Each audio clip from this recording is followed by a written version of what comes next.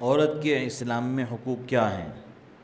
کیا عورت کاروبار کر سکتی ہے؟ کیا عورت اچھے اچھے کام کر سکتی ہے یا نہیں؟ دیکھیے، یہ اسلام میں ایک زبردست موضوع ہے، اس پہ کافی ڈیبیٹ بھی ہوتی ہے۔ اللہ نے مرد و عورت کو اس اعتبار سے وضع کیا کہ اللہ نے مرد کو کامی بنایا اور عورت کو اس بات کی ذمہ داری دی کہ تم اپنے شوہر کی حقوق کی حفاظت کرو اور اب جو تمہاری اولاد ہیں ان کی تربیت کرو۔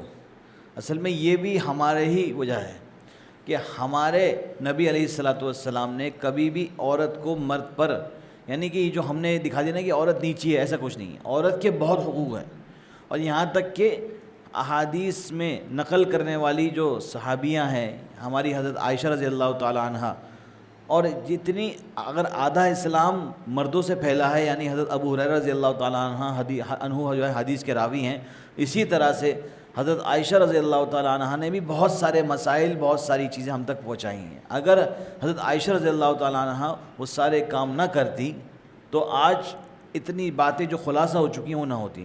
تو وضعی بات یہی ہے کہ اللہ نے مرد کو کاروبار کے لیے بنایا اور عورت کو کس کے لیے بنایا؟ گھر کی دیکھ بھال کے لیے، اپنے شوہر کے حقوق کی حفاظت کے لیے۔ لیکن اگر کوئی عورت اپنے ہر کام کو کر لیتی ہے صحیح، اپنے گھر کے حقوق کو ادا کر لیتی ہے اور اس کے بعد کچھ کام کرنا چاہتی ہے اور شوہر میں اس کی رضامندی ہے تو کرنے میں کوئی حرج نہیں ہے۔ لیکن اس میں یہ بھی خیال رکھا جائے گا کہ اس کی بے پردگی نہ ہو، اس کے حقوق کی حفاظت ہو، اس کو کسی قسم سے خطرہ نہ ہو۔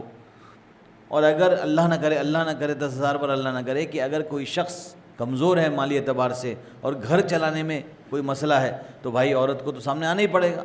اگر مرد کے ہوتے ہوئے ایک عورت کو آگے بڑھنا پڑ رہا ہے اور گھر کی معاشی کا انتظام کرنا پڑ رہا ہے تو یہ ایک مرد کے لیے ذلت سے ڈوب کے مرنے کا مقام ہے۔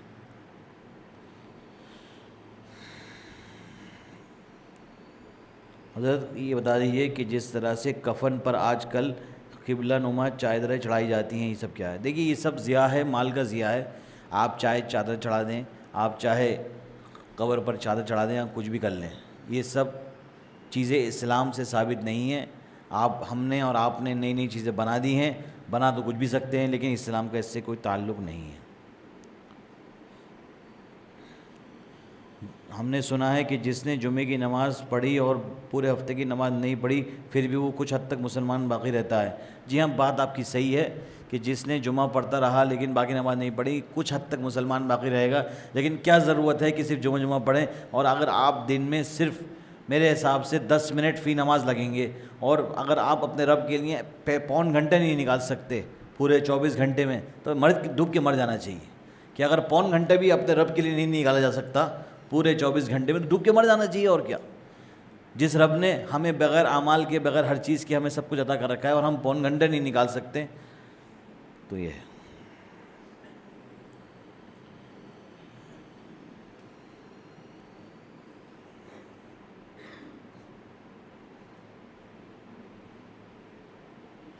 مفتی صاحب، جمعے کے خطبے کے دوران لوگ جو ہیں گردنیں پھلانگتے ہوئے آگے بڑھتے ہیں، کیسا ہے؟ یہ بھی بڑا آخری مسئلہ ہے، آج کا بھی بات ختم کرتے ہیں کہ اکثر لوگ جب مسجدیں فل ہو جاتی ہیں تو پھلانگ کے آگے آ جاتے ہیں۔ یہ بالکل مکروہ عمل ہے، یہ جائز عمل نہیں ہے۔ اگر ایسا ہو کہ جگہ ہو آگے، اگر آگے بیٹھنے کا شوق ہے تو پہلے آ جائے، اور اگر آپ کندھے کو پھلانگ کے آ رہے ہیں خطبے کے دوران یا کسی اس کے دوران تو یہ مکروہ عمل ہے، اس سے بچنا چاہیے۔ اسی طرح ایک بات اور میں عرض کر دوں کہ ہم بیان کے دوران اکثر لوگ ٹیک لگا لیتے ہیں۔ اگر آپ سمجھ لیجیے آپ نے ایک سیکنڈ کے لیے، ایک آدھے سیکنڈ کے لیے بھی ٹیک لگا لی کہ اگر کرسی ہٹا دی جائے یا ٹیک ہٹا دی جائے تو دھڑام سے آپ گریں گے تو وضو گیا آپ کا، پھر نماز ادا نہیں ہوگی۔ تو اکثر لوگ بیان کے دوران ٹیک لگاتے ہیں، لیکن وہ کہتے ہیں نہیں ہم سن رہے ہیں، بیچ میں گردن ہلا دیتے ہیں اپنی۔ لیکن اگر آپ کو یہ لگتا ہے کہ اگر جیسے ہی دیوار ہٹ گئی تو آپ کا سر پھوٹے گا تو آپ کا وضو چلا گیا۔ اللہ تعالیٰ ہم سب کو کہنے سننے سے زیادہ عمل کرنے کی توفیق عنایت فرمائے۔